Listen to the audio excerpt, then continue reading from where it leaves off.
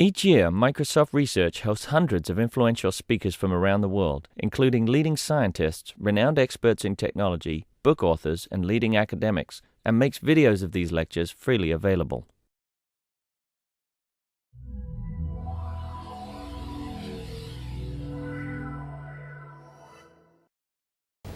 Good afternoon. My name is Amy Draves, and I'm here to introduce Charles Duhigg, who is visiting us as part of the Microsoft Research Visiting Speaker Series. Charles is here today to discuss his book, The Power of Habit: Why We Do What We Do in Life and Business. The key to changing habits is to understand how they work. If you can diagnose the habit, you can change it in any way you like. Charles Duhigg is a reporter for the New York Times and has contributed to NPR, This American Life, and Frontline.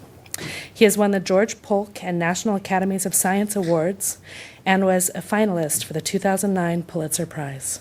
Please join me in giving him a very warm welcome.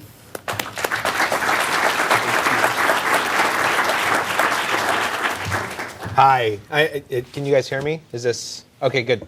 My name is Charles. Thank you, all of you, for coming today. It's enormously kind of you to come and take some time out of what was yesterday a beautiful day and is today a rainy day. I'm a reporter at the New York Times and the author of this book, and I'll mention, and might be why some of you are here, that at the Times I don't actually write about habits. I'm writing a series called The I Economy about Apple and looking at Apple's working conditions overseas and sort of using Apple as a lens. I imagine a number of people in this audience feel strongly about Apple and perhaps have read that series. If you have any questions about it, feel free to ask me. But right now I'll just talk about habits, which is another way of saying also if you have any questions during this presentation, feel free to raise your hand and interrupt me. I'd love to, particularly if you think that what I'm saying is totally untrue or doesn't make any sense. Those are my favorite kinds of questions. So feel free to tell me that you totally disagree. So the book that I wrote, The Power of Habit, started about 10 years ago when I was a reporter in Iraq. And I had been sent over to Iraq because I thought it would be very interesting to be in a war zone. I had never been in a war zone before. Turns out it is very interesting. It's also terrifying and awful. And so I figured out pretty quickly that my number one goal in Iraq was to be in places where no one could shoot at me, which turns out to be harder than I thought it would be. But so I heard about this one army major about an hour south of Baghdad that was doing this experiment in a city named Kufa. Kufa was one of these towns where riots would break out all the time and people were being killed. And so the army major had been sent down to Kufa, and his assignment was stop the riots.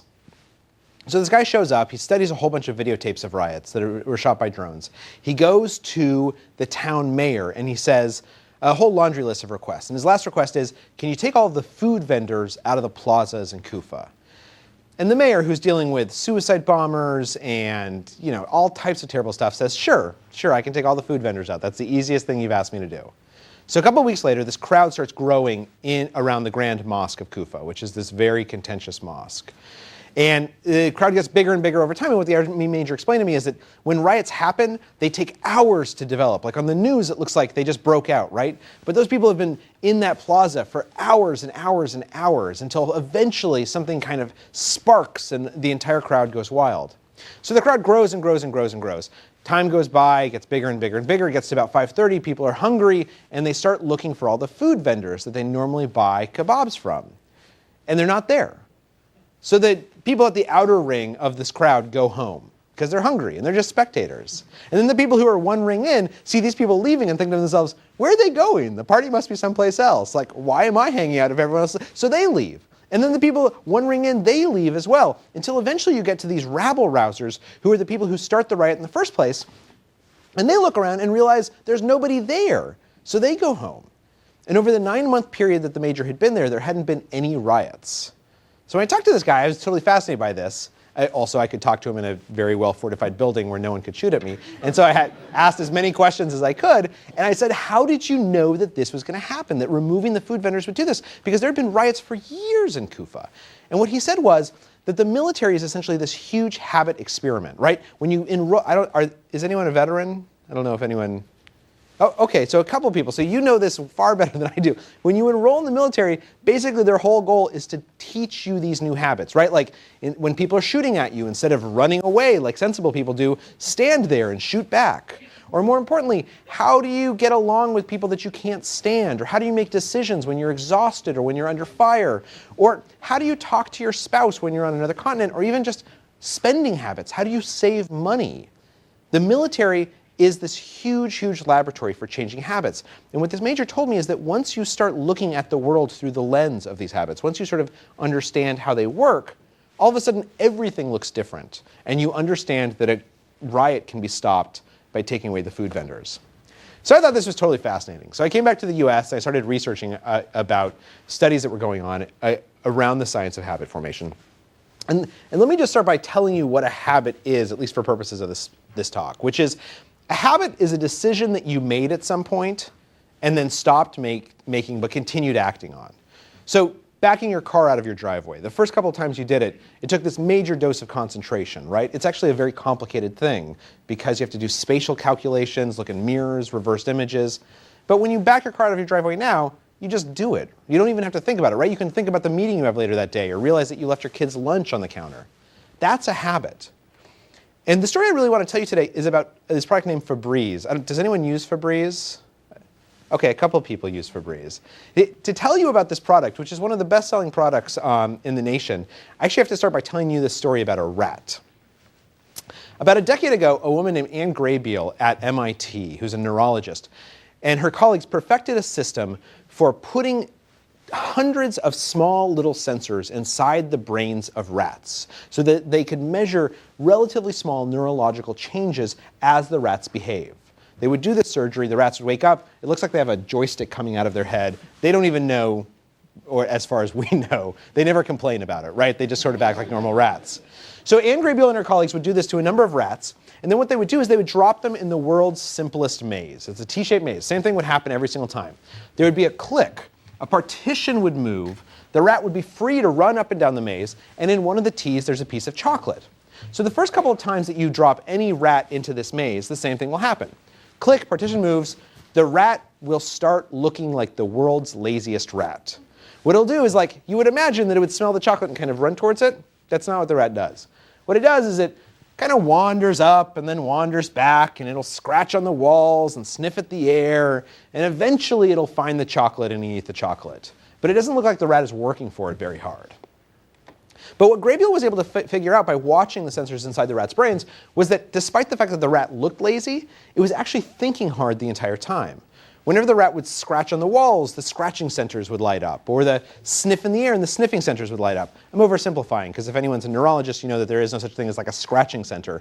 But the point being that this is a representation of what was going on in the rat's head. It was thinking hard the entire time, trying to figure out what's going on. So Graybiel and her colleagues dropped the rat in again and again and again. And over time, the rat actually learns the maze, right? Click, partition moves, the rat zips to the chocolate. Gets faster and faster and faster every single time. Doesn't scratch, doesn't sniff. From a neurological perspective, what happens is that the rat develops a habit for running through the maze and getting to the chocolate.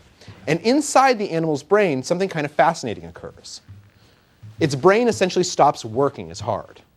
Now, what we know since then is that what's actually happening here is that, if anyone, again, is anyone a neurologist? Okay, because so no one can tell me that I'm getting this all wrong, which is great. Essentially what's happening is that cognition is moving from the prefrontal cortex, which is the part of the brain where essentially decision-making occurs, the most evolutionary advanced part of the brain, into the basal ganglia, which is near the center of your skull and is one of the oldest parts of your brain, and almost every animal has a basal ganglia. As cognition moves from the prefrontal cortex into the basal ganglia, your brain works less and less hard. This is why habits feel so automatic. Is because in one sense, when something becomes a habit, your brain has kind of gone to sleep. You're no longer participating in decision making around that activity, except at two kind of interesting points.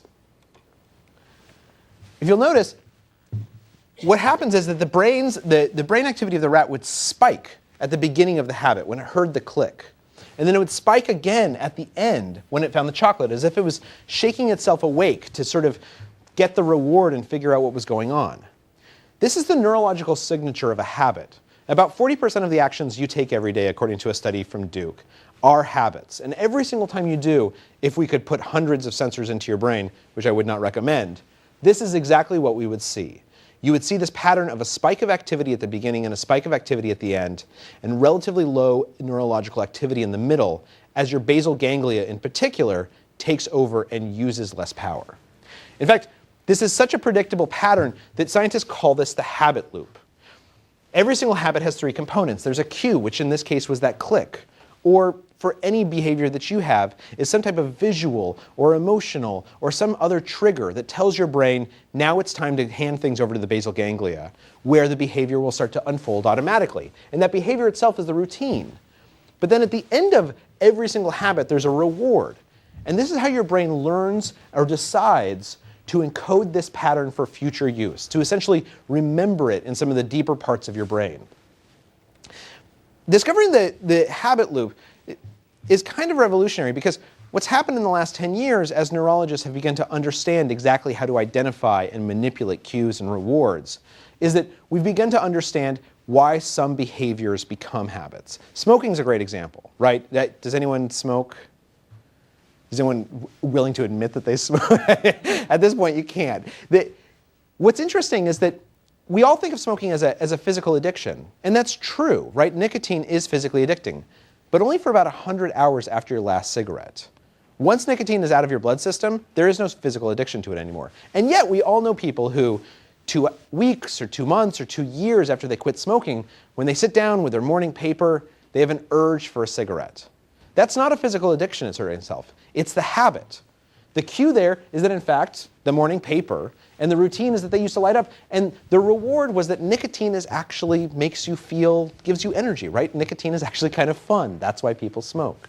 And in fact, as therapies have begun recognizing the cues and rewards in people's lives around smoking, the smoking rate has plummeted, and particularly in the last 7 years, for a number of reasons, but part of it being sort of this identification.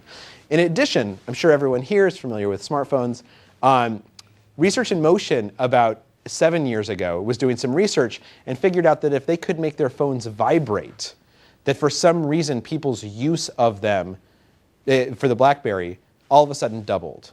And the reason why is because a vibrating phone in your pocket provides an obvious cue. And in fact, they did neurological studies where they would try and figure out what was the reward that was being provided. And it's that once you're triggered with this curiosity of, why did someone just email me? You have this unbearable craving to actually check and see what it is, because intermittently, some of those emails that you receive will be kind of fun to read, right? Particularly more fun than maybe having conversation with your 3-year-old at the dinner table. So when your phone vibrates in your pocket, even though you know, and I'm speaking as someone who has a 3-year-old that I make conversation with about superheroes every single night, even though you know you should ignore that vibrating phone, the cue has triggered this craving, this routine of checking and trying to get that reward. And moreover, this insight has helped and create a number of positive habits. There was a huge experiment that was done a couple of years ago about creating exercise habits. And what they found was the most effective way to create exercise habits is to ask people to choose obvious cues. Always exercise at the same time each day, or put on your running shoes before breakfast. And more importantly, to choose a reward at the end. In particular, eating a small piece of chocolate after you've worked out. And the reason why, it seems counterintuitive, right? The whole point of working out is to lose weight, and yet the scientists are telling you to eat a small piece of chocolate. It's because initially your brain does not believe you that you enjoy exercise. And so you have to trick it for the first couple of weeks. And what they found, this was a huge study in Germany, was that in about 2 or 3 weeks, people stopped eating the chocolate. They didn't need the chocolate. Their brain learned that it would eventually be delivered endocannabinoids and endorphins, things that are rewarding. But in the meantime, you have to sort of trick your neurology. The point being just that this habit loop is kind of an interesting insight, and that the implications of it, once you can begin breaking down behaviors, are relatively significant. But as I mentioned, the entire reason I was telling you this story is just to tell you about Febreze. So Febreze, for anyone who hasn't used it, is this amazing spray. In fact, instead of telling you about it, let me just tell you how they found it. There was a researcher at Procter & Gamble in Cincinnati who was working on a chemical whose name I cannot pronounce, but whose initials are HPBCD. So this guy is working on HPBCD. He actually thinks that it's this something that he might be able to add to Tide that will make whites whiter. So he's been working with it in the lab. He goes home that night, and his wife meets him at the door. This guy was a long-time smoker. His wife comes to the door, and she says, "Oh, did you quit smoking today?"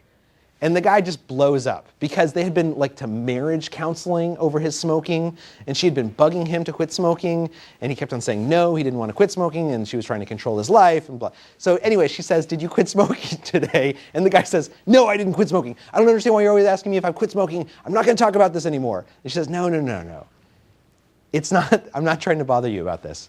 It's that you don't smell like cigarette smoke, and usually when you come home, you smell like cigarette smoke. So the guy goes back to the lab, and he starts playing with HPPCD. And what he realizes is that it's this kind of amazing chemical that if you add it to water and then aerosolize it, spray it onto fabrics, it'll draw scents out of fabrics. And as the moisture evaporates, the scent essentially disappears. In fact, this technology is so interesting and powerful that they spend millions of dollars making it into a product, and it's so good that NASA ends up using this to clean space shuttles when they come back from space, because one of the things they don't tell you in the movies is that space apparently smells terrible, and they need to clean the shuttles when they come back. The guy goes to his bosses at Procter & Gamble, and he explains what he has here, and they're ecstatic, because one of the biggest issues that consumers had been complaining about was that they can't get rid of bad smells, right? People would go to a smoky bar and then leave their jacket outside because they didn't want to dry clean it to get the cigarette smoke out. People with pets were constantly saying, give me something to help me clean up after my pets. So Procter & Gamble spends millions of dollars, and they create it into a product named Febreze. And they give it to a marketing team led by a guy named Drake Stimson. And on this team are a number of psychologists, consumer psychologists, as well as people who had studied the neurology of habit formation. And they come up with a marketing plan that's essentially built around what seems to be the most obvious habit loop on the face of the planet. We're going to sell this to people who have bad smells in their life. The bad smell itself will be the cue. They'll spray Febreze. It will make the bad smells disappear. This stuff will sell itself. In fact, people sort of figured that this was going to make them $1 million, gazillion dollars, $1 billion. And so they decide to go into a couple of test markets, Boise, Salt Lake City, and outside of Arizona, Phoenix, to test them. And they air some commercials like this. Guess what the kids call Dad's easy chair? The stinky chair. You know, I have a stinky chair problem too. His name is George. Well, now there's a way to get bad smells out of fabrics for good. It's called Febreze. It's new, and you won't believe how many places you'll find to spray it. See, Febreze helps clean fabrics in a way you never could before. And it's not just covering one smell with another. Exactly. Just spray Febreze. Its patented cleaning system finds the smells trapped in fabrics and gently cleans them away as it dries. Once it's dry, the smell's gone. For good. Febreze, check the Montreal. And check this out. It's safe, from dress blues to teddy bears. Febreze cleans bad smells out of fabrics. For good. I wonder if they'll call it the sleepy chair now. There's two things I love about this commercial. The first is that you don't really realize that the late 90s had a visual aesthetic until it's like thrown in your face. You're like, oh, right, I used to own clothing just like that, and I don't anymore. Number two is that this is actually like a great ad, right? Like in marketing, you're supposed to identify your goals and kind of get the message across, and this commercial does it perfectly. It tells you how Febreze works, that it's for bad smells. When I talked to Drake Stimson about this, he said that everyone on his team, after they had seen the ad and started rolling it out, all sat down and they wrote down what they were going to buy with their bonuses. And at the top of Drake Stimson's list was a Ferrari, that he was going to buy this brand new Ferrari. He actually showed me the picture of the Ferrari. It's a pretty cool Ferrari. Needless to say, absolutely no one on that team bought anything that they were going to get with their bonuses. Febreze, after they rolled this out, was one of the biggest disappointments in Procter & Gamble's history. It was a total bomb. They would go give the product away, and people wouldn't use it. They went into some people's houses, and they would say, do you have that bottle of Febreze that we gave you for free, that you can use, that's revolutionary, that gets rid of any scent on the face of the planet? And then the person they would be talking to would say, oh, yeah, I think I remember, and like go through all their shelves and find a brand new full bottle in the back of the shelf and say, I just found it, do you want it back? Because I never, ever use it. This was a bad thing for Procter & Gamble, for Drake Stimson, for Ferrari dealers. Everyone was concerned about the fact that this product that was supposed to be one of the biggest products in Procter & Gamble's history was not selling at all. So they started doing some interviews with customers. In particular, things kind of clicked for them when they went and they talked to this woman who lived right outside of Scottsdale. She was a woman who owned some cats. And are there any cat owners here? Okay, a couple of cat owners. So you know, cats sometimes have a scent associated with them. Most people own 1 or 2 cats. This woman owned a lot of cats. In fact, so many cats that when the researchers walked into her house, and they walked in the living room where the cats lived, one of them started gagging because the scent of cat was so overpowering. So they sit down with her and they say, you know, she'd gotten a couple bottles of Febreze some weeks previously, and they said, we're trying to figure out why no one's using Febreze. You know, do you like Febreze? And she said, oh yeah, I used it a couple times, I like it. And they said, well, you know, do you use it for like, you know, cat smells? And she says, oh, you know, once or twice I've used it when there's a cat smell. And the guy who literally was gagging just a couple of minutes ago and is sitting on the couch says, well, you know, he actually described it as like he was holding his nose. He's like, well, you know, do you use it right now for your cat smell right now?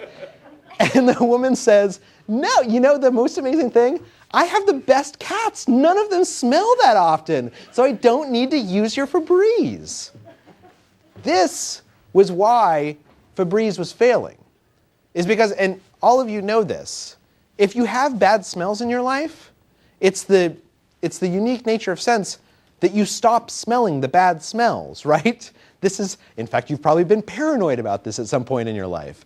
If you smoke, for instance, smoking itself damages your olfactory senses so much that you cannot smell the cigarette smoke anymore. Or cats is another great example. The dander that is part of the reason why cats smell like cats and the musk, you become desensitized to it. So the entire habit loop that all these folks had come up with that's supposed to be cued by bad smells, the people who most need Febreze, who have bad smells in their life, they can't detect this cue. And not only that, but the reward that you're going to make bad smells disappear, that reward is worthless to someone who doesn't understand that they have bad smells in the first place. There's no reward inherent in the reward itself. That's why the habit of using Febreze had never emerged among their consumers. So, everyone from the Procter & Gamble team goes back to Cincinnati, to their headquarters. And they start reviewing videotapes. This is stock footage because Procter & Gamble won't let me use their actual videotapes. Procter & Gamble, however, has the largest library of videotapes of people cleaning their homes on the face of the planet. If you go to Procter & Gamble and you're willing, in exchange for 6 months of free toilet paper or paper towels, they will come and they will install cameras in your home, in your living room, in your bedroom, in your bathroom. They will videotape you as you clean. So I went and I watched some of these. The best part about this is that, like, in the first couple of days, you can see people being very self-conscious about the video camera that's, for instance, in their bathroom. Literally, all it takes is like 4 days, and they've totally forgotten that the video camera exists, and they do crazy things. But that's not, the crazy things is not what Procter & Gamble is interested in. All that they're interested in fact, they cut the tapes down, is how do people clean? And what they found was these kind of interesting patterns, habits, that people automatically do when they clean. One of them was, for instance, when people would vacuum. They would vacuum the floor. They would look at the freshly vacuumed floor, all the lines on the carpet, and then they would kind of take this moment as if to admire their handiwork, right? Which all of you have done. When people make their beds, this was very common. People would make their beds, right? You put the sheets, you plump the pillows, you straighten the comforter, and then very often people would look at the freshly made bed and smile. Or, this is actually my favorite. Again, this is stock footage because there's really nothing I love more with my child in the morning than cleaning the window together. Such a special moment. But what would happen very often when people would clean the mirrors is they'd come in, right? The mirror has some spots on it. You can still see your reflection. People would spray the mirror with cleaning stuff, would wipe the mirror, and then would look at their reflection and smile at themselves. Which, you're laughing because all of you have done this, right? You wiped the mirror and then smiled at your own reflection.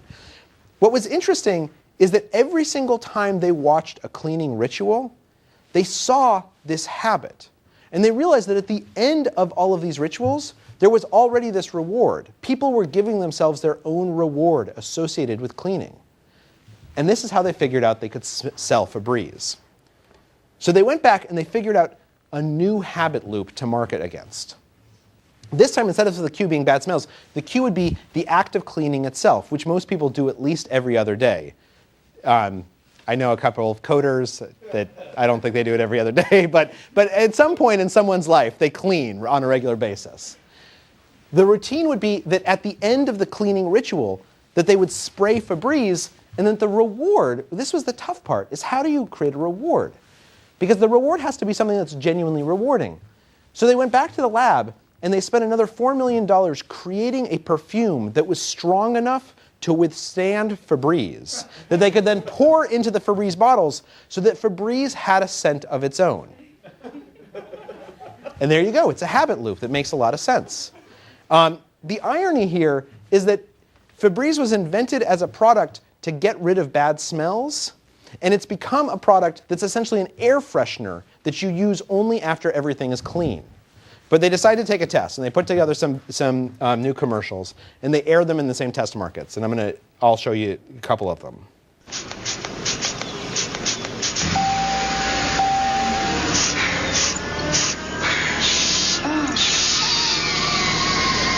Get your fix of freshness. Febreze. Anytime, anywhere, it's a breath of fresh air.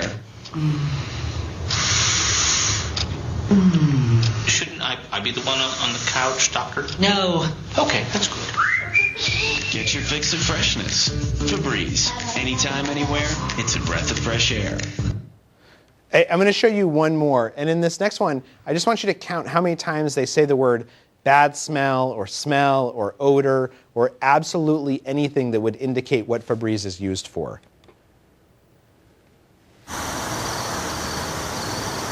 What do you think it means? Maybe it's Morse code. Yeah. Get your fix of freshness with Febreze. Anytime, anywhere, it's a breath of fresh air. Okay, if you came down from outer space and you saw these ads, you would think that this is a product exclusively marketed for obsessive compulsive disorder, right? That there's no why would someone smell their drapes over and over and over again? There's nothing in this commercial that actually tells you that it has to do with bad smells. Everything is about creating good smells. But when they roll out these ads, sales of Febreze explode. Within the first 6 months, they sold $200 million worth of Febreze in their test markets and in the secondary markets that they went to. Today, Febreze is one of $13 billion a year products that Procter & Gamble sells. It's, as everyone in this room probably knows, unless you're selling software, it's really hard to get to $1 billion a year for things that only cost like $12 or $5 when you buy them each time. But what they found is that once people started using Febreze, once they became habituated to that scent, that sort of small celebration at the end of the cleaning ritual of a good smell that smells as nice as everything looks, they started going through a bottle once every 2 weeks. It just became automatic that you would pick it up at the end of the cleaning ritual and spray Febreze and deliver this small reward. This is just sort of an aspect of the book. The book itself goes into a lot of other sort of aspects of how habits work, in particular about how organizational habits work, how habits form across groups or societies, and how they can be influenced by understanding the same sort of principles of the habit loop. And rather than go into all of that, I'll just sort of flick at a couple of them. One of the chapters is about Tony Dungy, who's a football coach, who some of you might be familiar with, who transformed two teams and ended up winning the Super Bowl. What Dungy did is he basically changed how his teams play by attacking their habits, what they did automatically on field. And in fact, the same principles that he used sort of explain how Alcoholics Anonymous work. And at the core of it is this basic science, which has been known as the golden rule of habit change, which says that cues and rewards are so powerful that the best way of sustainably changing a habit is to try and focus exclusively on the routine, on the behavior. That if you want to change someone's habit, be it a football player or someone who's an alcoholic, that what you should do is you should diagnose what the cue and the reward is, and then find a replacement routine that is triggered by the same behavior and delivers the same reward. It satisfies the same craving. For whatever reason, this seems much more effective in clinical studies in changing habits. And as I mentioned, this actually kind of explains how Alcoholics Anonymous works. You know, AA is like the least scientific therapy on the face of the planet. It was invented by people who have almost no background in psychology whatsoever. Like the reason why there's 12 steps is because there's 12 apostles in the Bible. And the guy who actually came up with them wrote them in about 45 minutes while sitting in bed one night on his way to dinner. And yet AA for millions and millions of people has proved this enormously effective therapy. And the reason why is because what AA does is it basically gives you new habits. It used to be that you had a bad day at work, you'd go to the bar, talk to your friends, sort of find some type of sensation relief from alcohol. And the reward was that you got all this stuff off your chest. You relieved tension. What AA says is, look, there's nothing wrong with this impulse.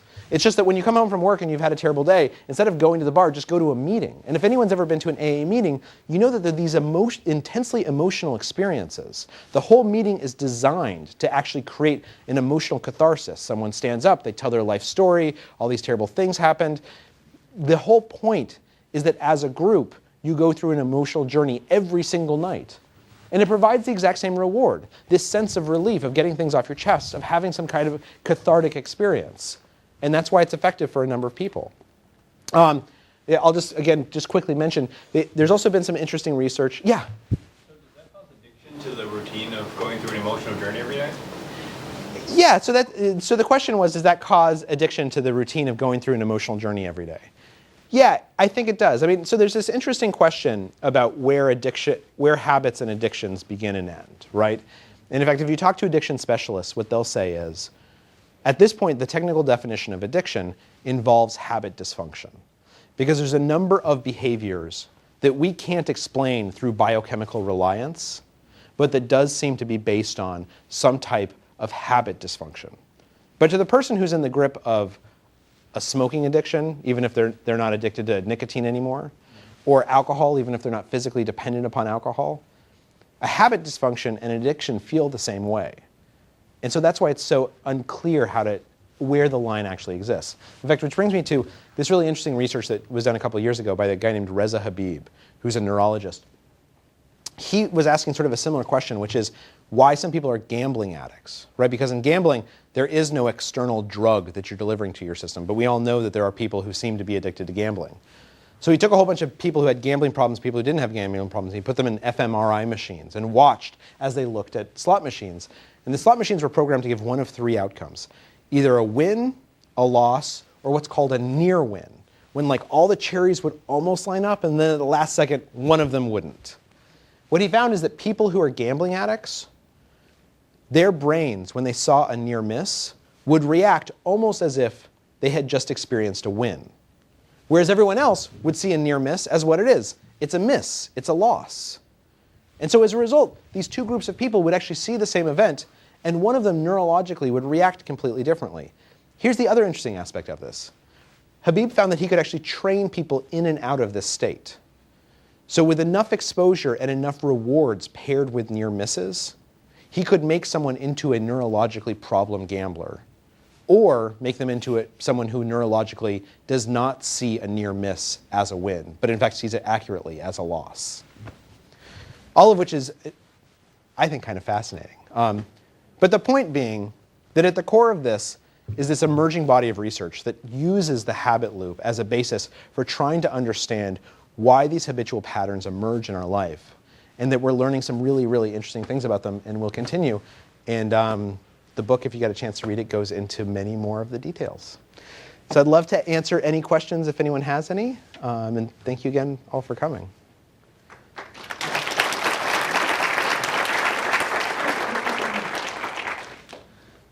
Yeah? What was the most surprising thing that popped out at you when researching the book, writing the book? So I'd say two things. The first was just how malleable habits are, right? So if you talk to researchers who work on this stuff, what they'll tell you is that at this point, because we understand so precisely how to define cues and rewards, absolutely any habit can be changed. Doesn't matter how old you are, doesn't matter how ingrained the behavior is. Someone who's 75 years old and is obesely overweight can be taught to change their eating habits. The other thing that was really interesting was, and I actually did part of my research here at Microsoft, which didn't unfortunately make it into the book, but I went over to talk to the Xbox guys, and then talk to Bungie, which obviously is no longer part of you guys, but for a number of years obviously was. So the other really surprising part was how precisely people who are not neurologists can cue into this information, right? So like when I talk to the Bungie guys or the guys over at Xbox, they know exactly how to create reward schedules that abide by all of these principles. None of them know, that I've met at least, knew the psychological research or the neurological research. But through trial and error, they had figured out how to create these reward schedules, particularly in Halo, that made the game essentially completely habit-forming. And so that's the other interesting part about it, is how intuitive some of this becomes once you study it, once you're close to running experiments against it frequently enough. Yeah? I've heard people say that it takes 21 days to make a new habit. Is that what your research supports? No, unfortunately, so there's unfortunately no formula for creating a habit. If you want to create a habit that involves, say, like chocolate or fried food, like 12 minutes, I think you could probably create. If you want to create one for exercise, it'll probably take a little bit longer. So do you find there's any general sort of time frame for how long it takes to create a new habit? Well, so let me answer it this way, which is it differs from person to person and habit to habit, right? Some people neurologically can form habits more easily, and some people can't. But because of the way that the neurology around this functions, what happens is that when you're creating a habit and you have this reward that's sort of creating this loop, you're essentially broadcasting, almost like a radio broadcast, neurotransmitters associated with reward. And whichever neurons are most active when that broadcast occurs, they become thicker. And as a result, electrical impulses can run down that neurological pathway faster next time. Which is a long way of saying every single time you do a habit, it gets easier and easier and easier. So on day 3, it's going to be easier than day 1. And on day 21, it'll be easier than day 3. And on 3 months, it'll definitely be easier. And at some point, it tips over where the entire activity is essentially residing in the basal ganglia. And that's when it begins to feel automatic. And there's no real rule about when that happens. But I can promise you that it gets easier every single time. And what we know about actually human experience, based on a lot of the behavioral economic work, is that when things start feeling easier, we tend to experience them as being much, much easier. So that's why, for instance, the first step feels so hard and then subsequent steps still feel easier, is because of this principle known as temporal discounting. Which again is a long way of saying, if you start creating the habit, the first step, once you get past the first step, it will get subsequently much easier than you expect it to be. Yeah? 2 questions. One is about Target. How did you stumble upon that story? How did you know what they were doing on the inside of their organization? So if you're not familiar, so we ran an excerpt in the New York Times Magazine about Target, which uses predictive analytics and behavioral profiling to figure out which of its customers are pregnant. And particularly, they're looking at shopping habits. And they're very, very good at it. Even if you don't tell your father that you're pregnant, Target will be able to figure out that you are pregnant. The way I found the story is I called around asking for, I was actually going to write about Amazon, and I called people and they said, Amazon won't tell you anything. It's impossible to write about their predictive analytics. And then someone said, but you should really look into Target. There's this guy who came up with a pregnancy prediction algorithm. His name is Andrew Pohl. And so then at the New York Times, we have the ability to look up people's home phone numbers. And so I called him at home. And I said, I'm really interested. And he said, oh, man, I'm so glad you called, because I've been waiting to tell someone about this. It's awesome. So for the next 3 or 4 weeks, we talked all about it. And then I called Target, and I never heard from Andrew Pohl again. Doing similar stuff that you found exciting, but wasn't willing to go on record.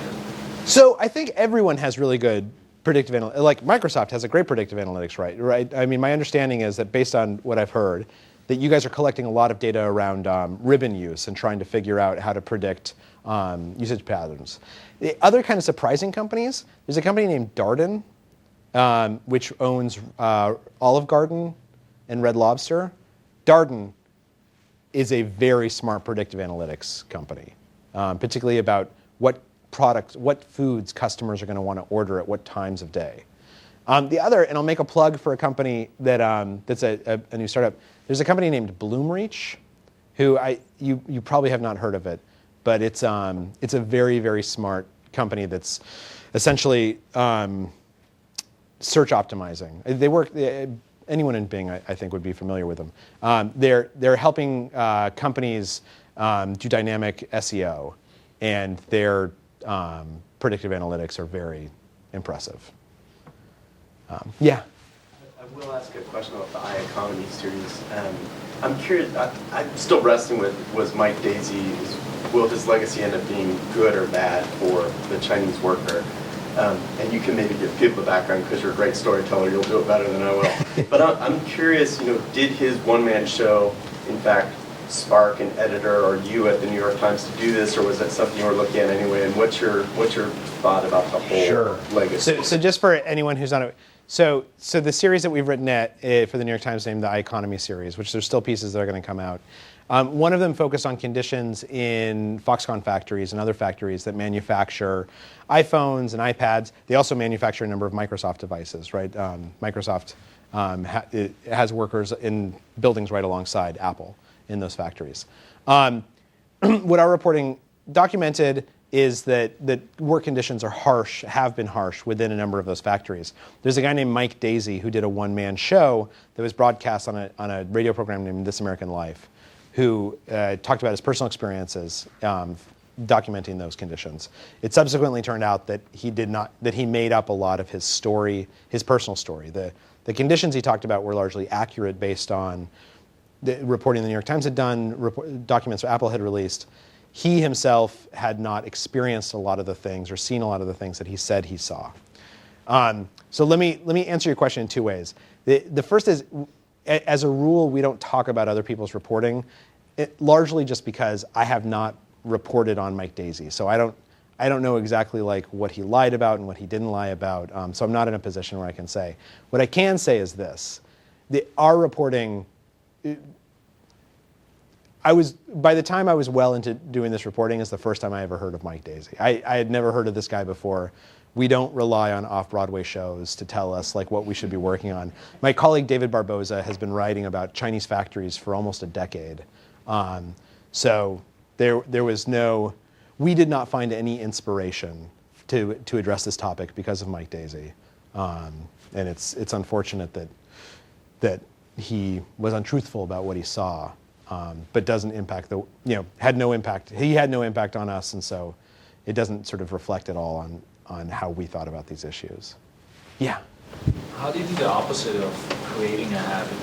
So, and the reason why I'm asking this is a lot of times when we do tasks at work that are repetitive, and this happens in this company as in any other company, in the beginning it's hard, and it gets easier. At some point it's a habit, you just do it, and it gets kind of boring.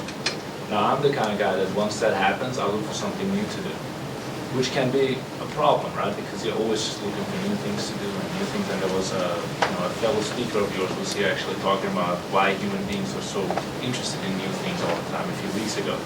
So how would you do the opposite? Well, so this is an interesting question. When academics ask this question, they usually ask a little bit of a variation on it, which is what are known as normal accidents. That when people become habitualized to certain activities, they become much less likely to notice deviations. So as a result, if it's my job to watch a radar to see if enemy aircraft are approaching, and I become habitualized to watching the radar, then the odds of me noticing an enemy aircraft go down significantly. Habits are essentially dangerous, right? You stop being mentally engaged, which I think is exactly what you just said, is that something becomes boring because you're no longer challenged or engaged with it. I unfortunately can't tell you how to make something boring interesting. In fact, I would suggest that the whole reason Microsoft exists and computers in general is to take our boring activities and try and automate them so that we don't have to do them. Okay. When it comes to relationships, I'm not. I mean, I think that what. I don't know about relationships. Although I will say, so when it comes, so I have two kids. I don't know if people have kids. So I have this big problem with my two kids, right? Which is that like, I love having kids. They're amazing. They're also sometimes the most boring people on the face of the planet, right? Because because Oliver is 3 years old, and like what he likes to talk about are superheroes, and the amount he knows about superheroes is very, very small. So he tells me the same thing about superheroes over and over and over again. And most of the time he's asking me questions about superheroes. My knowledge of superheroes is also not very big. So these are not the most scintillating conversations I've ever had in my entire life. And yet I know that as a parent, it's important that I'm engaged with my children and not just answering them on autopilot, right? Or if you're in a relationship, it's important that you not just say blah, blah, blah, blah, blah. So when we look into these problems, when researchers are looking at these problems, they refer to them as mindfulness habits. And the question is, how do you become more in the moment? How do you achieve flow, mindfulness around the conversation that's happening when it's inherently a boring conversation? And the answer usually is that you have to find some reward in the moment to keep you aware. Now here's the interesting thing about rewards. Rewards are very, very complicated and can be very, very small. So one of the best ways of doing this with at least kids is if you have something to play with while you're talking to the kid, it provides enough novelty, enough reward to keep you in the moment and aware. Which is one of the reasons why, for instance, like Tinker Toys and stuff like this, I don't know if you have kids, but Tinker Toys are like amazing, right?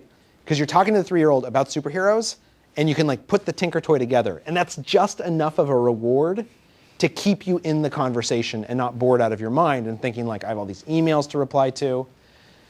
So this kind of gets to a broader lesson though, which is that these rewards, when they happen, can be very, very small and second to second, but that you have to have a reward to satisfy that sensation-seeking impulse or the novelty impulse or whatever it is to keep to keep the behavior in the prefrontal cortex as opposed to allowing it entirely to go to the basal ganglia where you essentially don't participate in it at all.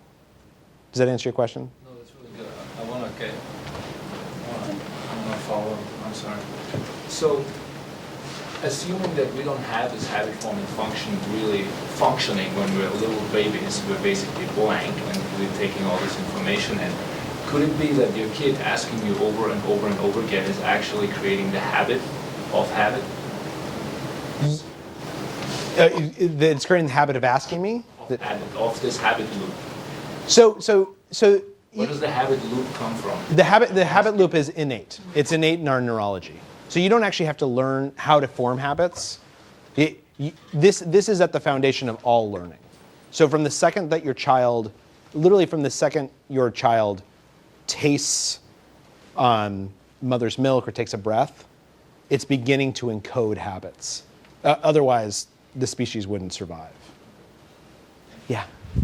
Have you come across the use of habits for team dynamics, so influencing how teams will work or modifying the habits so that teams might work better together, especially in these organizational settings? Yeah. So actually, most of the book, so the book is, for the middle third is actually a business book exactly about this, about organizational habits, particularly habits across dozens or hundreds or thousands of people within a company.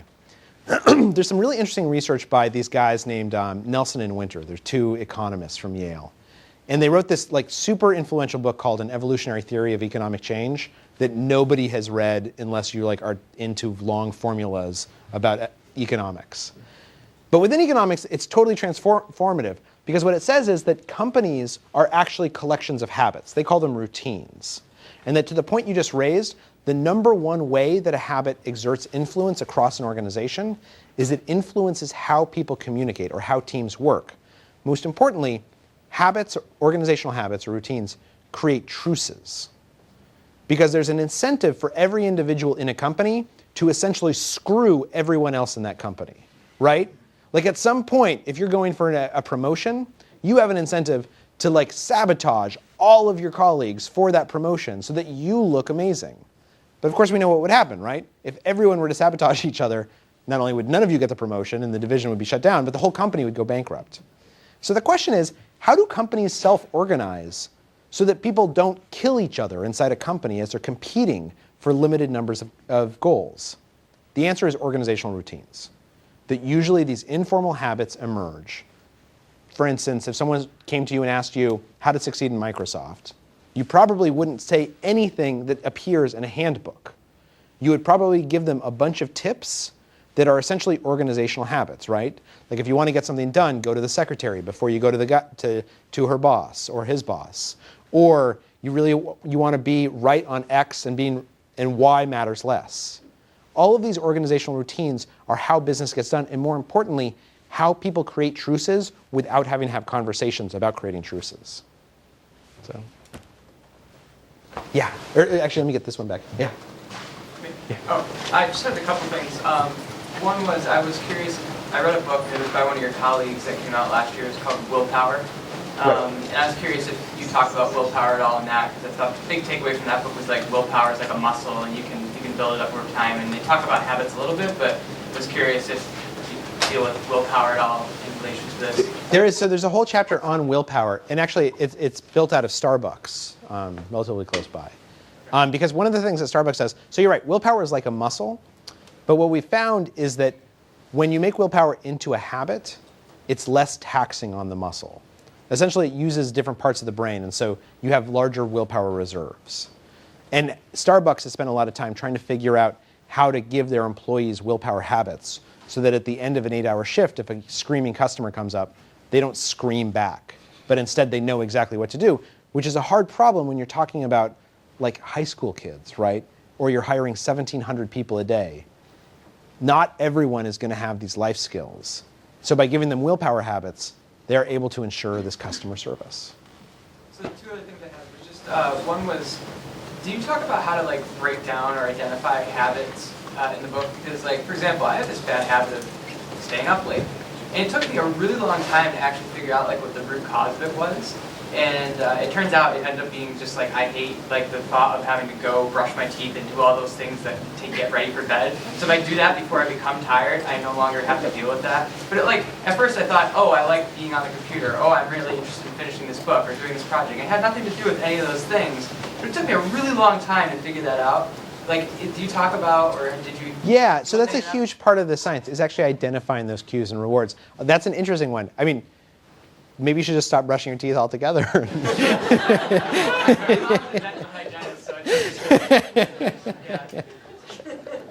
But yeah, absolutely. That's a huge part of this science, is trying to understand, identify the cues and rewards. Because as I mentioned, the cues and the rewards, they're so subtle sometimes, and they're so hidden from sight.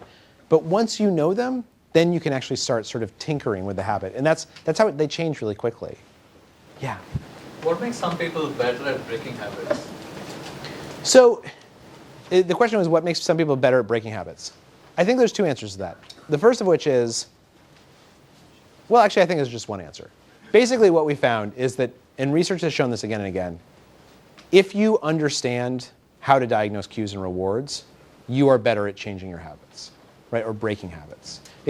You can't eradicate a habit. That's part of it, is that once it's programmed into your neurology, that pathway is always there. But what you can do is you can change the routine, change the behavior, and develop a new pathway alongside it. But what we know from study after study is that people who have the ability, either intuitively or because it's been taught to them, to identify the trigger and identify the reward and sort of figure out some alternative behavior that corresponds with those are people who seem to more successfully break habits. I think there's also this other line of thinking that some people have more willpower than others, that they're better at powering through these changes. But most of the research seems to indicate that that's not true. That essentially you can teach people willpower, that it's an acquired skill, and that a lot of that has to do with habit formation around willpower. Let me take one more. Yeah. And again, feel free to go. Thank you all so much for coming. Yeah. So about your last answer there, it seems like a lot of people change habits, for example, when they find religion. How does that correlate to the answer that you asked you? You seem to say that it's people who know about cues and rewards who are able to change, versus a lot of real world examples. People say, I found God and I found this religion. So the question is, why do people who suddenly become religious, why do they change their habits? Why are these, and in psychology this is known as a quantum change moment, that some people for some reason seem to change their entire life at once. So the answer is really interesting because it's for two reasons. The first of which is that we know that habits become more malleable at certain points in our life. And those points are usually during massive upheavals. So very often when someone finds religion or something similar, there's usually a preceding event, right? The death of someone or some type of personal crisis or an existential crisis. People usually have some reason why they go looking for religion. And what psychologists think is that this moment, this moment of massive upheaval, essentially makes their habits more malleable. And then they find some type of religion or something similar with a reward system embedded in it that all of a sudden causes them to crave new rewards, which filters through their habits into new behaviors. And it's not just like these emotional moments. For instance, when if you buy, has anyone bought a house recently? I'm supposed to close on a house in like 3 days. Okay, so this is really interesting. When you buy a new house, according to studies, you are much more likely to start buying a new brand of coffee. If you get a divorce, and this is really only true of men, if you get a divorce, you're much more likely to start buying new brands of beer. I guarantee you, you are not aware of the fact that you're buying new brands of beer when you're getting a divorce, or buying new brands of coffee when you're buying a house, because you're so overwhelmed by getting a divorce or buying a house. But for some reason, during major life upheavals, your consumption, your habits, your buying habits change. Not just buying habits, but all habits become more malleable. And in fact, this is why Target looks for people who are pregnant, is because the biggest upheaval in someone's life is usually when they have a baby.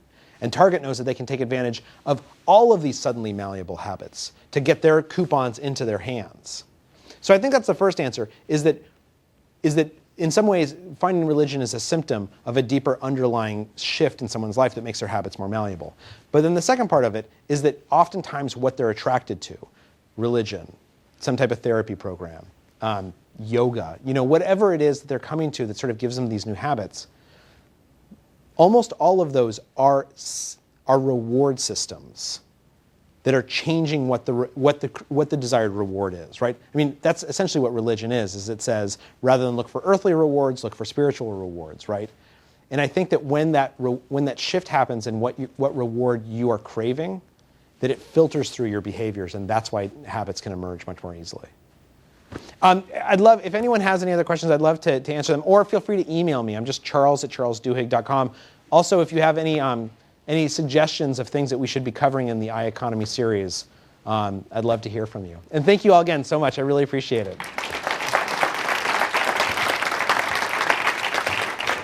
Oh, and there's books for sale, and I'd love to sign your books if that's useful.